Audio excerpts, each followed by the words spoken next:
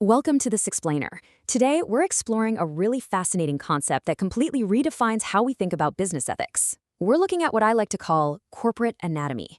You see, a corporate compliance program isn't just some static rulebook that gets handed out on an employee's first day and then forgotten about. Far from it. It's actually a living, breathing organism. And just like the human body, it needs constant maintenance, daily vital checks, and occasionally, a bit of emergency surgery to survive in a constantly shifting environment. I want you to imagine a scenario for a second. Let's say your organization has spent thousands of hours and probably thousands of dollars crafting the absolute perfect code of conduct. It's comprehensive, it's beautifully designed, and it's currently sitting on a shelf collecting dust. Meanwhile, the business environment is rapidly changing all around it. We're talking new digital platforms, new market pressures, new remote work realities. If nobody is actively watching to see if those rules are actually being followed in real time, what good are they? Honestly, a rulebook without oversight is nothing more than a very expensive paperweight. Without monitoring and testing, it's impossible to know what works and what doesn't. Okay, let's dive into this because this is absolutely crucial. An ethics program has to actively evolve to detect real-time risks and protect a company's reputation. If you don't monitor and test the system, you're essentially flying entirely blind. You won't know which parts of your compliance program are actually working, and much more importantly, you won't know which parts are failing until it's way, way too late.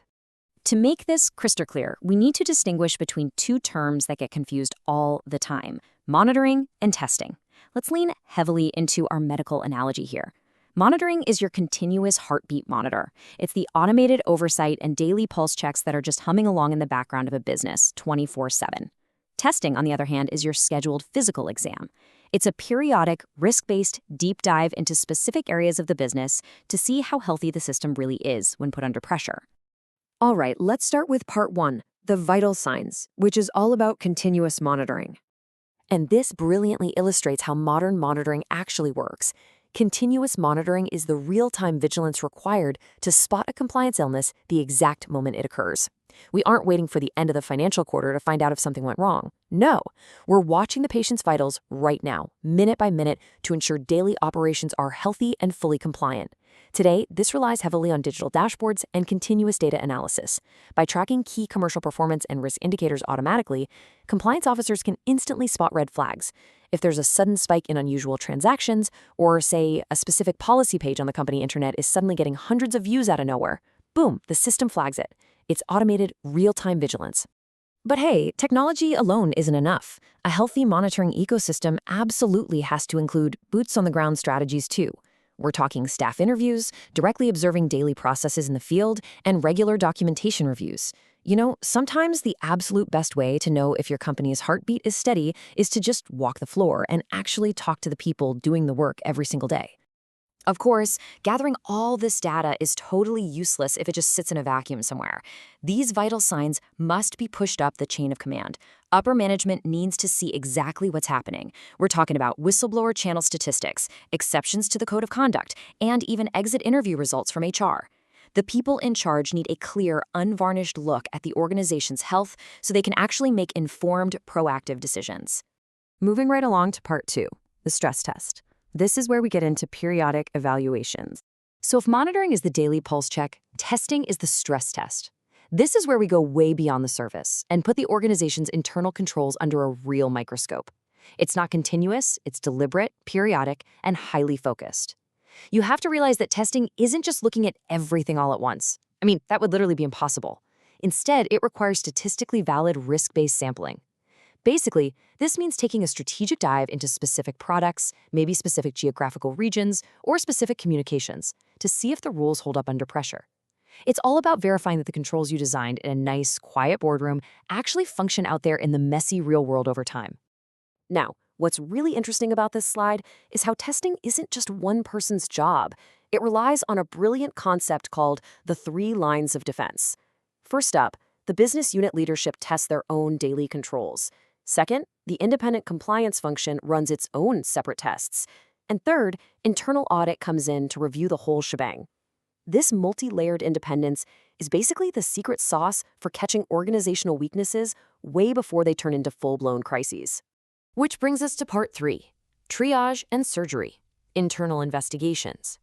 But what happens when the vital signs flash red and all those preventative measures fail? What happens when a whistleblower sounds an alarm that you simply cannot ignore? Well, when a credible threat is detected, the company is forced right into emergency mode, and there's zero time to waste. Priority number one is always to stop the irregular act immediately. You literally have to stop the bleeding. And the very next step? Preserving the evidence. If there's a leak or an ongoing fraud, you suspend the activity and lock down the documents immediately. You obviously can't investigate a scene if the evidence is currently being destroyed or altered.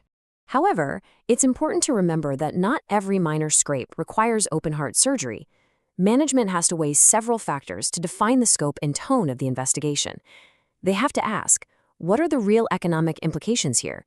Are senior executives involved? Is there a risk to the environment or to consumers? Could this end up in tomorrow's headlines? Answering these questions helps the organization calibrate its response, making sure they don't overreact to a paper cut, but also don't underreact to a major organizational wound. Let's move to and see how this builds into the actual formal investigation process, which follows 3 highly structured phases.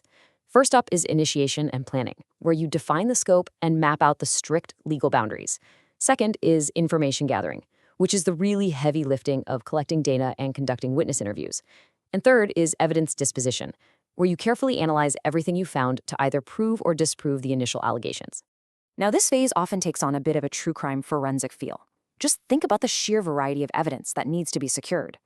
We are talking about everything from old-school physical lockboxes and ledgers to hard drives, deleted emails, WhatsApp messages, and hidden server backups. This is exactly why evidence must be gathered objectively by highly trained personnel. If the chain of custody is compromised even a little bit, or if the investigators lack independence, the entire investigation completely loses its credibility. All right, part 4, the cure. Remediation and sanctions. Once the investigation wraps up, we enter the most important phase of all. Look, an incredibly thorough investigation is entirely useless if the organization doesn't actually heal the underlying disease. We have to apply the cure through remediation and sanctions to ensure the corporate body actually recovers. This means we aren't just looking for who committed the infraction. We are looking for the root cause, the why. Why did the system allow this to happen in the first place? Was there a flaw in the approval process? Was the overall culture subtly encouraging this kind of behavior? True remediation adapts the entire system, fixing the corporate culture and tightening internal controls so a relapse is virtually impossible. If high-level executives are not subject to the same sanctions as lower-level employees, a climate of cynicism is created. So the crucial point is, a rule without a consequence is merely a suggestion. If your top salesperson commits fraud and just gets a slap on the wrist while a junior clerk gets fired for the exact same thing, your entire compliance program is compromised. Fairness is completely, 100% non-negotiable. The fair application of these disciplinary sanctions is the ultimate expression of the tone at the top. Now, obviously, a company cannot possibly list every single potential infraction in a massive catalog. Human behavior is just way too unpredictable for that. Instead, an organization must have a robust, high-level policy that guarantees impartial justice. The workforce needs to know, without a shadow of a doubt, that the rules apply to everyone, regardless of their title, their rank, or how much money they happen to bring into the company. Which brings us to the ultimate question I want to leave you with today. I want you to take a hard look at your own organization. Is your compliance program a living, breathing system? Does it continuously monitor its vital signs, undergo regular stress tests, and fairly investigate illnesses when they arise? Or is it just a static rulebook stuck in the past collecting dust on a shelf? By implementing robust monitoring, testing, and fair investigations, you ensure your organization doesn't just survive, but actively thrives ethically in a really complex world. Take that question back to your teams, assess your own internal controls, and I'll see you in the next explainer.